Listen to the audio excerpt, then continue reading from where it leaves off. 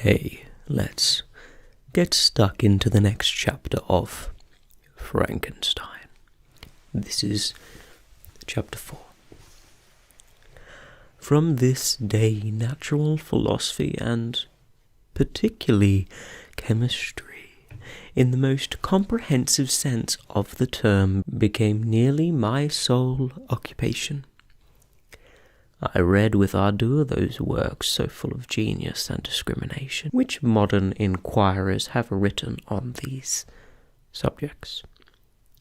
I attended the lectures and cultivated the acquaintance of the men of science of the university, and I found even in M. Krempe a great deal of sound sense and real information, combined, it is true, with a repulsive physiognomy and manners, but not on that account less valuable.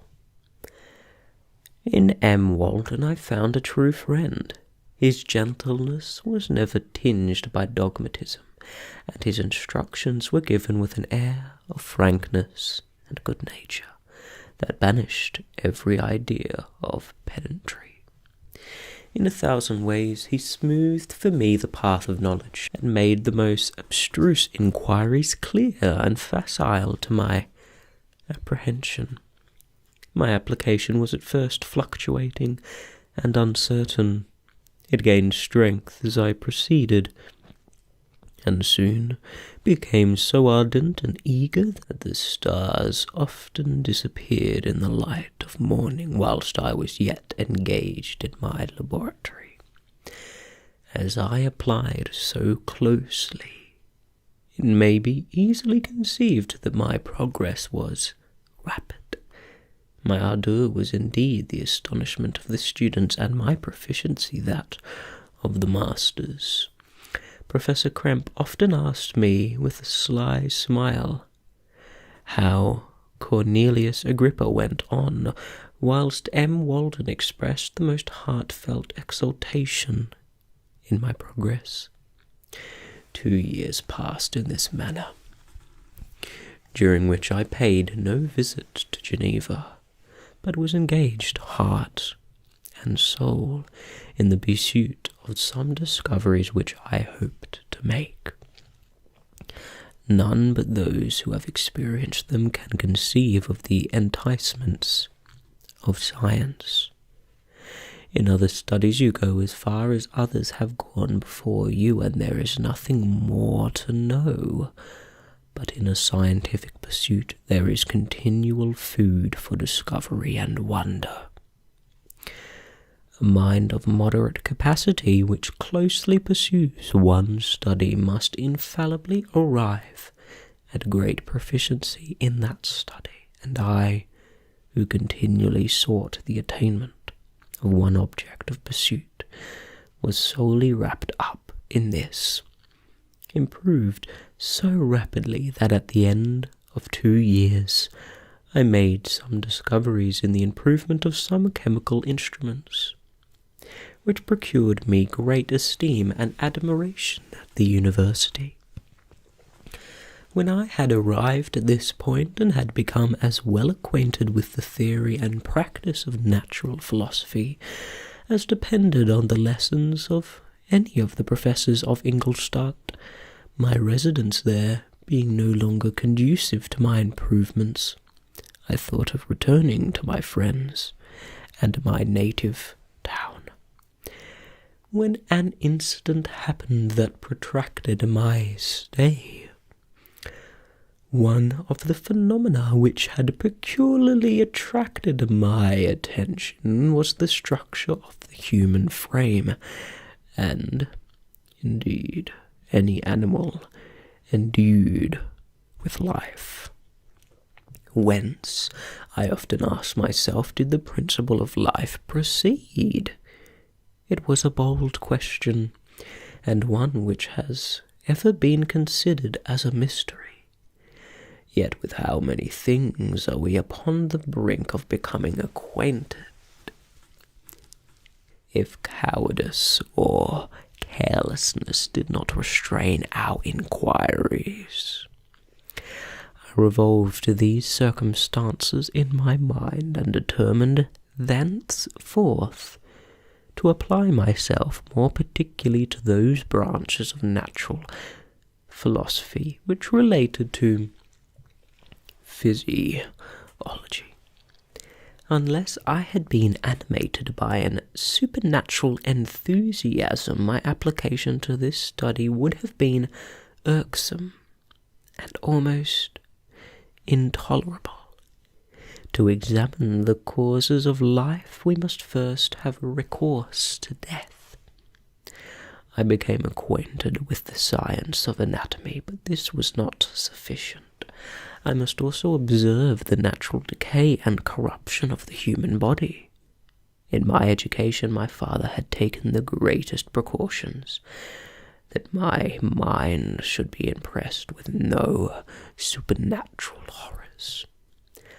I do not ever remember to have trembled at a tale of superstition or to have feared the apparition of a spirit. Darkness had no effect upon my fancy, and a churchyard was to me merely the receptacle of bodies deprived of life, which, from being the seat of beauty and strength, had become food for the worm. Now I was led to examine the cause and progress of this decay, and forced to spend days and nights in vaults and charnel houses. My attention was fixed upon every object, the most insupportable to the delicacy of the human feelings. I saw how the fine form of man was degraded and wasted. I beheld the corruption of death succeed to the blooming cheek of life. I saw how the worm inherited the wonders of the eye and the brain.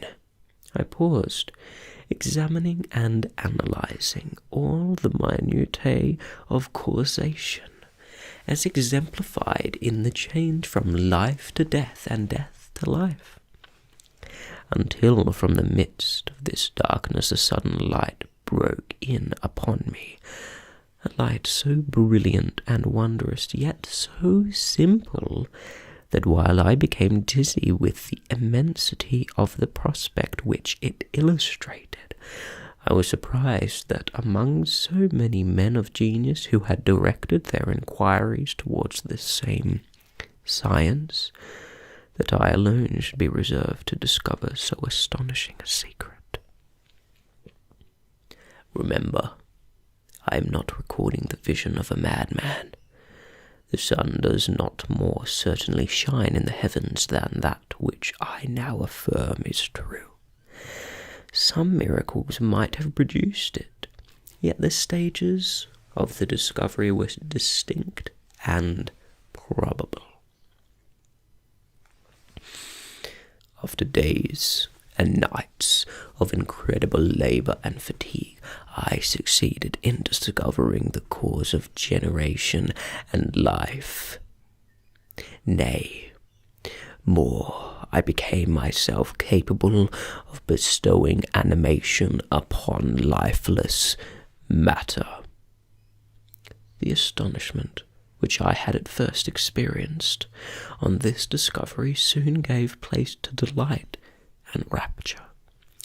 After so much time spent in painful labour, to arrive at once at the summit of my desires was the most gratifying consummation of my toils.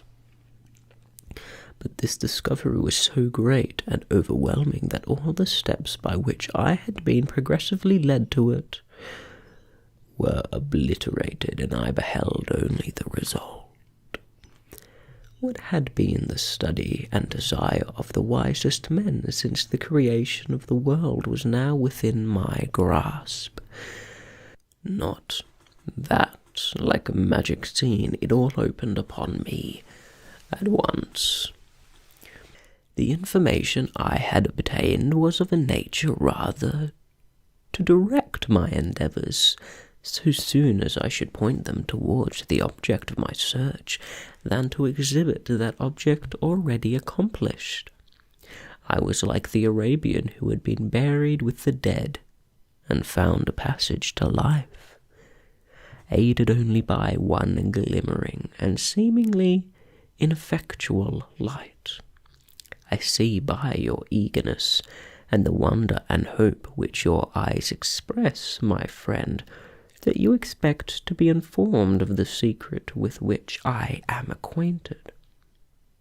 That cannot be. Listen patiently until the end of my story, and you will easily perceive why I am reserved upon that subject. I will not lead you on unguarded and ardent as I then was to your destruction and infallible misery.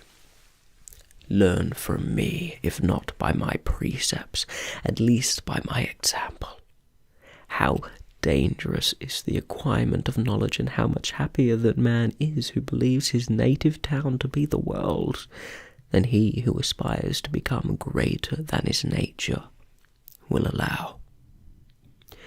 When I found so astonishing a power placed within my hands, I hesitated a long time concerning the manner in which I should employ it. Although I possessed the capacity of bestowing animation, yet to prepare a frame for the reception of it, with all its intricacies of fibres, muscles, and veins, still remained a work of inconceivable difficulty and labour. I doubted at first whether I should attempt the creation of a being like myself, or one of simpler organization, but my imagination was too much exalted by my first success to permit me to doubt of my ability to give life to an animal as complex and wonderful as man. The materials at present within my command hardly appeared adequate to so arduous an undertaking, but I doubted not that I should ultimately succeed. I prepared myself for a multitude of reverses.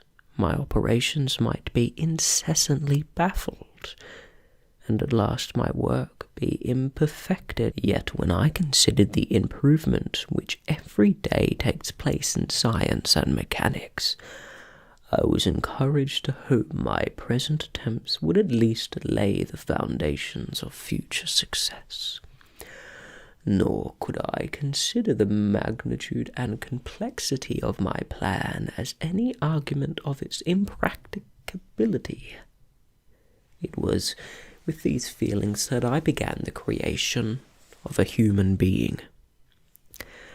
As the minuteness of the parts formed a great hindrance to my speed, I resolved, contrary to my first intention, to make the being of a gigantic stature, that is to say, about 8 feet in height, and proportionably large.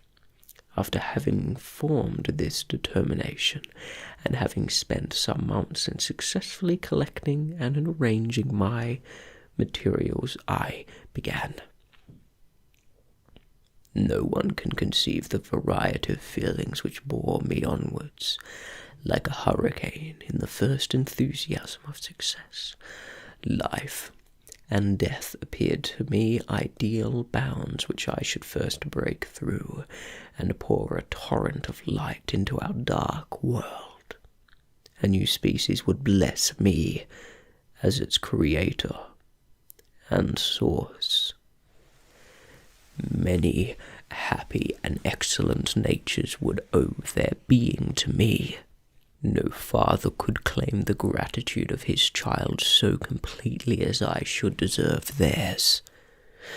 Pursuing these reflections, I thought that if I could bestow animation upon lifeless matter, I might in the process of time, although I now found it impossible, renew life where death had apparently devoted the body to corruption. These thoughts supported my spirits while I pursued my undertaking with unremitting ardour. My cheek had grown pale with study, and my person had become emaciated with confinement. Sometimes, on the very brink of certainty, I failed, yet I still clung to the hope which the next day or the next hour might realize. One secret which I alone possessed was the hope to which I had dedicated myself, and the moon gazed on my midnight labours while, with unrelaxed and breathless eagerness, I pursued nature to her hiding places. Who shall conceive the horrors of my secret toil as I dabbled among the unhallowed damps of the grave, or tortured the living animal to animate the lifeless clay? My limbs now tremble and my eyes swim with the remembrance. But then a resistless and almost frantic impulse urged me forward. I seemed to have lost all soul or sensation but for this one pursuit. It was indeed but a passing trance that only made me feel with renewed acuteness so soon as, the unnatural stimulus ceasing to operate, I had returned to my old habits. I collected bones from the charnel houses and disturbed, with profane fingers, the tremendous secrets of the human frame. In a solitary chamber, or rather cell, at the top of the house, and separated from all the other apartments by a gallery and staircase, I kept my workshop of filthy creation. My eyeballs were starting from their sockets in attending to the details of my employment. The dissecting room and the slaughterhouse furnished many of my materials, and often did my human nature turn with loathing from my occupation, whilst, still urged on by an eagerness which perpetually increased, I brought my work near to a conclusion. The summer months passed while I was thus engaged, heart and soul, in one pursuit. It was a most beautiful season. Never did the fields bestow a more plentiful harvest, or the vine yields a more luxuriant vintage. But my eyes were insensible to the charms of nature, and the same feelings which made me neglect the scenes around me caused me also to forget those friends who were so many miles absent, and whom I had not seen for so long a time. I knew my silence disquieted them, and I well remembered the words of my father. I know that while you are pleased with yourself, you will think of us with affection, and we shall hear regularly from you. You must pardon me if I regard any interruption in your correspondence as a proof that your other duties are equally neglected. I knew well, therefore, what would be my father's feelings, but I could not tear my thoughts from my employment, loathsome in itself, but which had taken an irresistible hold of my imagination. I wished, as it were, to procrastinate all that related to my feelings of affection until the great object, which swallowed up every habit of my nature, should be completed. I then thought that my father would be unjust if he ascribed my neglect to vice or faultiness on my part, but I am now convinced that he was justified in conceiving that I should not be altogether free from blame. A human being in perfection ought always to preserve a calm and peaceful mind, and never to allow passion or a transitory desire to disturb his tranquillity. I do not think that the pursuit of knowledge is an exception to this rule. If the study to which you apply yourself has a tendency to weaken your affections and to destroy your taste for those simple pleasures in which no alloy can possibly mix, then that study is certainly unlawful, that is to say, not befitting the human mind. If this rule were always observed, if no man allowed any pursuit whatsoever to interfere with the tranquillity of his domestic affections, Greece had not been enslaved, Caesar would have spared his country, America would have been discovered more gradually, and the empires of Mexico and Peru had not been destroyed. But I forget that I am moralizing in the most interesting part of my tale, and your looks remind me to proceed. My father made no reproach in his letters, and only took notice of my silence by inquiring into my occupations more particularly than before. Winter, spring, and summer passed away during my labours, but I did not watch the blossom or the expanding leaves, sights which before always yielded me supreme delight, so deeply was I engrossed in my occupation. The leaves of that year had withered before my work drew near to a close, and now every day showed me more plainly how well I had succeeded. But my enthusiasm was checked by my anxiety, and I appeared rather like one doomed by slavery to toil in the mines, or any other unwholesome trade, than an artist occupied by his favourite employment. Every night I was oppressed by a slow fever, and I became nervous to a most painful degree. The fall of a leaf startled me, and I shunned my fellow creatures as if I had been guilty of a crime. Sometimes I grew alarmed at the wreck I perceived that I had become. The energy of my purpose alone sustained me. My labours would soon end, and I believed that exercise and amusement would then drive away the incipient disease, and I promised myself both of these when my creation should be complete. That is the end of Chapter 4, and I would love it if you can join me next time for the next chapter to see what happens next.